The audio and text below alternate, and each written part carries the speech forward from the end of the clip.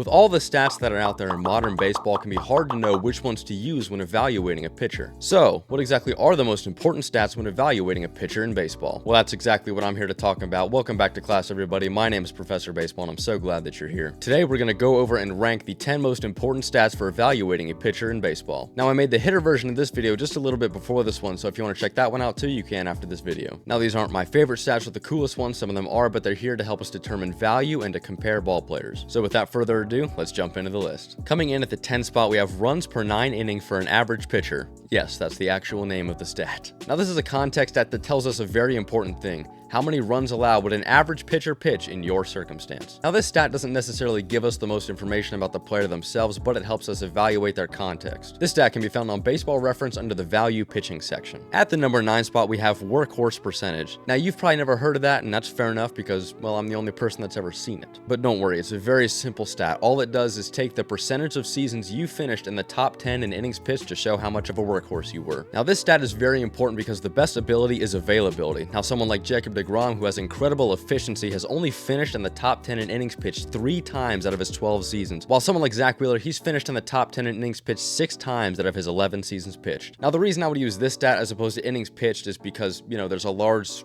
swing towards pre-2000s pitchers who pitched a lot of innings, especially in the 1800s and early 1900s. This stat aims to get rid of that, large discrepancy and show how much of a workhorse you were compared to your competition by finishing in the top 10 of innings pitched. Coming in 8th place on the list, I have game score average. Now, game score is a better form of quality starts, where quality starts you need at least 6 innings pitched and no more than 3 earned runs. But with game score, everybody starts at 50 and you get points added for, say, strikeouts, the amount of outs you record, innings pitched after the 4th inning, and you get points deducted for runs allowed and walks. And game score average is obviously just a compilation of all your game scores put together for a single season or an entire career. And here is the scale for game score to show you what a good score looks like versus what a poor score looks like. This stat can be found on Baseball Reference on the advanced stats page under the starting pitching section. At the 7th spot on my list, I have win-loss percentage with an average team. I promise we'll escape the really long stat names, you just gotta hang in there. Now, this stat takes you as a pitcher, puts you on a completely average team, and only counts the games and you pitched in, and then gives you a winning percentage for that team. Another way of thinking of this stat is your percentage chance of winning a game if every factor was completely average except the pitcher. So, for example, if we look at 2022 Patrick Corbin, who had a 6.31 ERA and led the league in losses, versus a guy like 1908 Ed Walsh, who had a 1.42 ERA with 40 wins, you get an average team win percentage that looks like this. Now, the reason this stat is so important is that it takes factors that are outside of the pitcher's control, like run support and defense, and gives you a fair winning percentage. This stat can be found on Baseball Reference under the pitching value section. At the 6th spot on my list, I have runs allowed per 9 minus average runs allowed per 9. This is the last one with a long name, I promise. This stat is pretty simple, however, despite its long name. It takes your runs allowed per 9 inning, which is ERA plus unearned runs, and subtracts it by an average pitcher's runs allowed per 9 in your situation. So in layman's terms, runs allowed in context. Now, this stat is so important because league averages vary so much throughout the years. For example, the 1910 American League had 11 qualified pitchers at a sub-2 ERA, compared to the 2010 AL, 100 years later, that only had 4 qualified pitchers at a sub-3 ERA. But this stat is error-proof in that it compares your performance to what an average pitcher would have done in your exact same situation. So we can look at 1910 Eddie Plank and compare him to 2010 Justin Verlander. We see that Verlander actually has the better differential despite having the higher ERA. The stats needed for this calculation can be found on Baseball Reference under the pitching value section. And kicking off the top 5, in 5th place, I have walks plus hits per innings pitched, or WHIP. A classic stat, very basic but extremely important. The whole point of a pitcher stepping on a mound is to get people out, and the opposite of that is letting them on base. This stat tracks how efficient you are in not allowing base runners in things like walks and hits, which are 2 things that the pitcher largely has control over. Now, the reason I have WHIP on here and not say on base percentage against is because WHIP ties your ability to limit base runners to a per inning metric, while on base percentage against can be skewed by a lack of innings pitched, as well as on base percentage against not being tracked before 1912. This stat can be found pretty much anywhere that tracks baseball stats. Coming in at the number 4 spot, I have fielding independent pitching, also known as FIP. Now, FIP is important because it takes a stat like ERA and focuses it on events that are solely controlled by the pitcher, like home runs, hit by pitches, walks, and strikeouts. It takes those 4 factors, gives them weights, and then divides it by your innings pitched plus the FIP constant,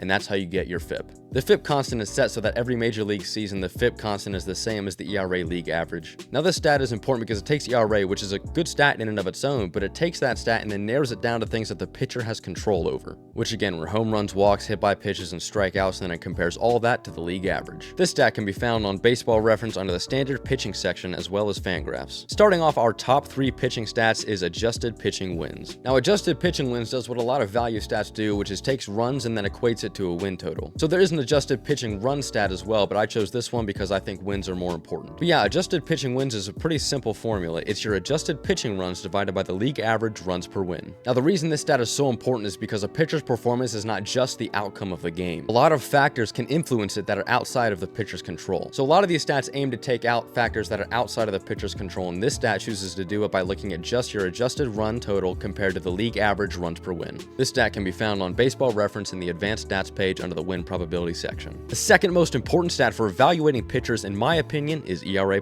ERA+ is very simple in formula but extremely effective in execution. It takes the league's ERA, divides it by your ERA, multiplies that by 100, and then adjusts to the player's ballparks. It checks all the boxes of an important stat. It takes league average into account, it adjusts for the ballparks you played in, and then adjusts for your competition. It also normalizes it to where 100 is the league average, so it's very easy to consume. So yeah, ERA+ is very important because it tells us exactly what we need to know when comparing pitchers. How much better was this pitcher than his competition? And of course, at the one spot, I have wins above replacement, also known as WAR. Now, I'm not going to repeat myself too much from the hitters video, but here's a quick summary on why WAR is so important. It takes into account all that you do, assigns it a win value, and then compares it to a readily available replacement level player. So 2 very important things. It tells you how many wins you would get, which is kind of the whole point of the sport, and then that compared to a readily available replacement level player. But pitching WAR is calculated differently than WAR for position players. Baseball Reference says this about their pitching WAR calculation. At its most basic level, our pitching WAR calculation requires only overall runs allowed, both earned and unearned, and innings pitched.